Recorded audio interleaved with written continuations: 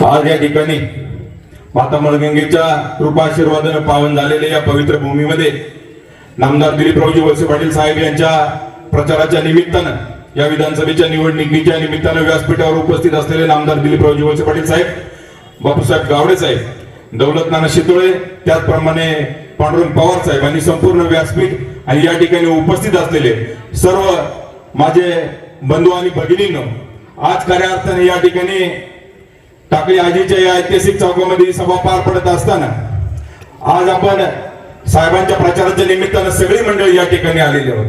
मित्रांनो, खरं पाहिलं तर एकदा विधानसभेची निवडणूक झाल्यानंतर 5 वर्ष आपण त्या ठिकाणी पाहत असतो की वेगवेगळ्या कामांच्या निमित्तानं ज्या वेळी आपला साहेबांशी संबंध येतो, मग त्या ठिकाणी प्रत्येक कामाला साहेबांच्या माध्यमातून आपल्याला सहकार्य लागतं. साहेब या ठिकाणी काही गोष्टी निश्चित सांगाव्याशा वाटतात की प्रचार काळामध्ये अनेक मंडळी त्या ठिकाणी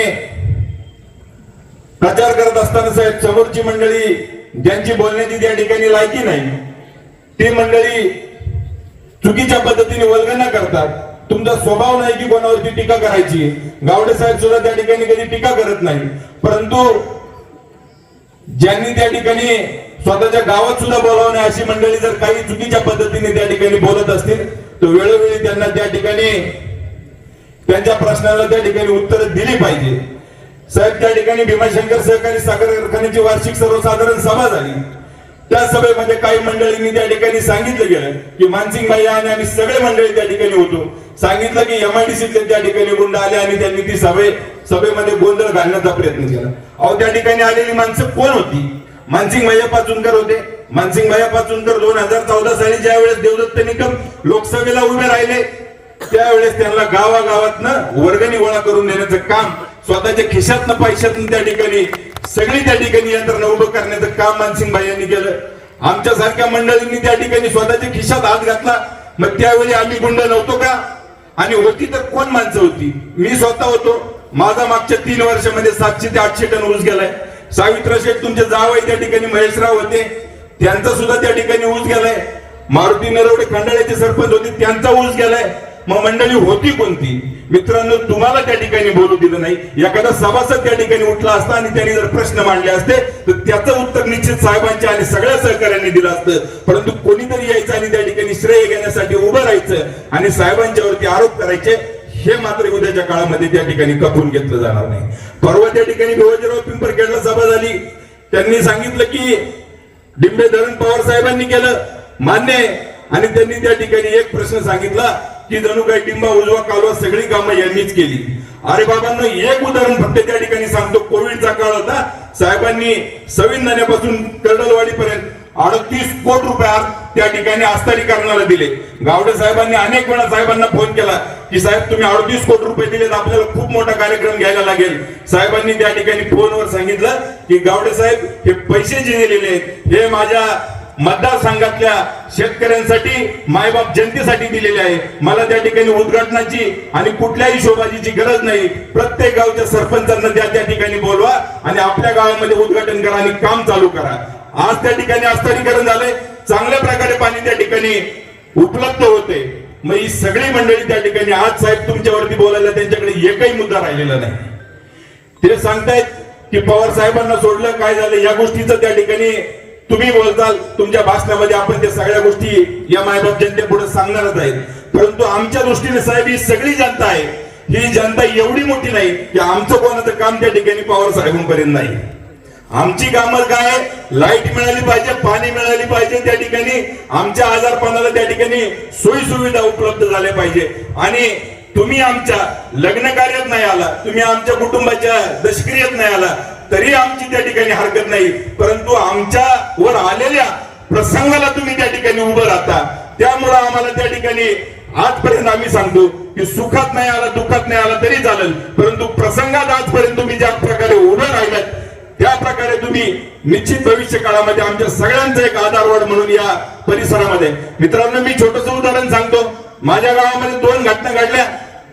मागच्या वेळेस ज्या वेळेस त्या ठिकाणी लोकसभेचं मतदान झालं त्यावेळेस माझ्या गावामध्ये जळीतकांड झालं, झोपडीतनं 3 मुलं त्या ठिकाणी एकाच कुटुंबातल्या 3 व्यक्ती जळाल्या. त्यानंतर दुसरा आमच्या गावातला ऍक्सिडेंट त्या ठिकाणी झाला, 6 मुलं एका वेळी गेली. मित्रांनो, रात्र त्या ठिकाणी प्रदीप वळसे पाटील असतील, अतुल टावरे असतील आणि साहेबांची सगळी टीम त्या ठिकाणी आमच्या पाठीशी उभी राहिली. आमच्यासारख्या छोट्याशा गावाला जर साहेब आपण एवढं त्या ठिकाणी सहकार्य करत असेल तर मित्रांनो, आपण या ठिकाणी कुठल्याही प्रकारे भावनिक व्हायचं नाही. काही मंडळी साहेब मी आज पाहतोय ज्यांनी आयुष्यभर त्या ठिकाणी गावडे साहेब असतील आणि पवार साहेबांना विरोध केला, आज त्यांचं पवार साहेबांचे प्रेम उकळून आले आणि ती आता सांगायला लागल्यात की नाही फक्त आम्ही पवार साहेबांकडे बघतोय. अहो, तुम्ही 30-30 वर्षाची निवडणुकीमध्ये कधी राष्ट्रवादी काँग्रेस पक्षाला पवार साहेबांच्या मतदान नाही केलं आणि आज तुम्ही पळवाट म्हणून फक्त सांगताय की आम्ही पवार साहेबांकडे बघतोय. ही मंडळी मित्रांनो साफ खोटं बोलण्याचं काम करतायत. यांना त्या ठिकाणी साहेबांच्यावरती एक शब्द उच्चारायला त्या ठिकाणी जागा राहिलेली नाही. त्यामुळे कुठेतरी काहीतरी बोलायचं आणि खालच्या मंडळींना त्या ठिकाणी टार्गेट करायचं. मी जवळून पाहिलेलं आहे, अनेक त्या ठिकाणी साहेबांकडे अनेक कामं त्या ठिकाणी घेऊन गेल्याच्या नंतर आपला जर एखादा पदाधिकारी त्या ठिकाणी आला आणि आपल्या गावातील विरोधकाची त्या ठिकाणी तक्रार करायला लागला तर साहेब त्या ठिकाणी स्पष्ट सांगतात की मी कोणावर कारवाई करायला सांगणार नाही, परंतु तुला काय मदत लागती हे सांग. ही साहेबांची त्या ठिकाणी काम करण्याची पद्धत आहे. मित्रांनो, साहेब या ठिकाणी जास्त बोलणार नाही, परंतु मी या ठिकाणी एक गोष्ट साहेब निश्चित सांगू इच्छितो की आम्ही सगळी मंडळी, आमच्या सगळ्यांचा जास्त संपर्क शिरूरला आहे.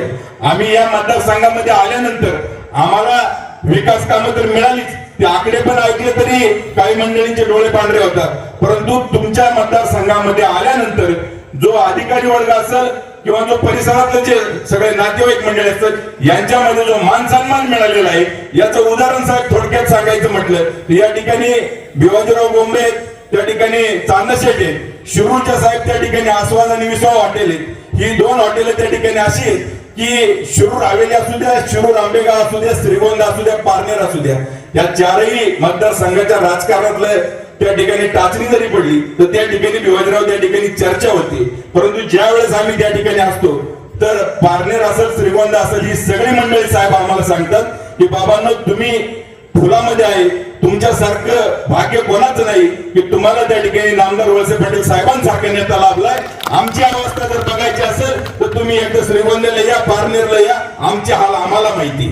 म्हणजे सगळी जर आपल्या आजूबाजूची मंडळी मित्रांनो जर आपल्याला सांगत असतील की आपण त्या ठिकाणी कुठल्या परिस्थितीमध्ये आहे, मग साहेबांनी जे जे आपल्यासाठी दिलं, साहेबांनी ज्या जी कामं आपल्यासाठी दिले, अनेक रस्ते त्या ठिकाणी उपलब्ध करून दिले, ही कामं त्या ठिकाणी होत असताना आपण सगळ्यांचं एकच कर्तव्य की भविष्य काळामध्ये साहेबांच्या पाठीशी आपण सगळेजण मंडळी खंबीरपणे उभं राहिलो तर मित्रांनो उद्याचा आपला भविष्य काळ हा सुद्धा याच्यापेक्षा उज्ज्वल असणार आहे. एवढं या निमित्ताने सांगतो आणि या ठिकाणी थांबतो.